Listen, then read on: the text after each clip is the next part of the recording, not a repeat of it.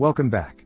We all use smartphones, and when buying, we'll look at many specifications.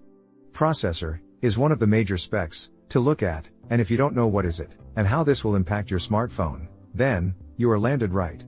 In this video, we're gonna look at what, why, and how a processor will impact a smartphone, so stick till the end, and those who are watching, make sure to subscribe for more updates. Let's begin.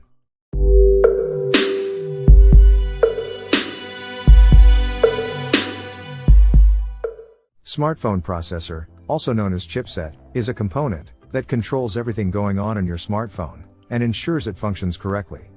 You can compare it to the brain of the human body. Every action you perform on your smartphone goes straight to the processor. These actions are then converted to visual changes on your screen, and all of this happens in a split second. You're opening a few pictures in an app, for example. This action is registered by the processor and stored in the memory of your device. That's the fetch phase. The action is then translated to ones and zeros in the decode phase. The instructions are now saved in a language your smartphone understands. It's ready for the execute phase. The processor transmits the ones and zeros, and you can see it all happen on the screen. Your pictures are opened. Finally, the executed instructions are saved in the register memory during the save phase. Afterwards, the process will restart. The speed at which a processor processes a certain action depends on a number of factors, like the number of processor cores. The clock speed is another important aspect. Processors with low clock speeds and smaller number of processor cores work more slowly than processors with high clock speeds and a large number of processor cores. Makes sense, as that's what you're paying for in the end. Actions performed on a cheaper smartphone will be processed more slowly than on more expensive model. This is one of the important aspects, as mentioned before. It determines how many instructions the processor can execute per second. A processor with 1 GHz clock speed can process 1 billion instructions per second. The general rule is that higher clock speeds make for faster phones.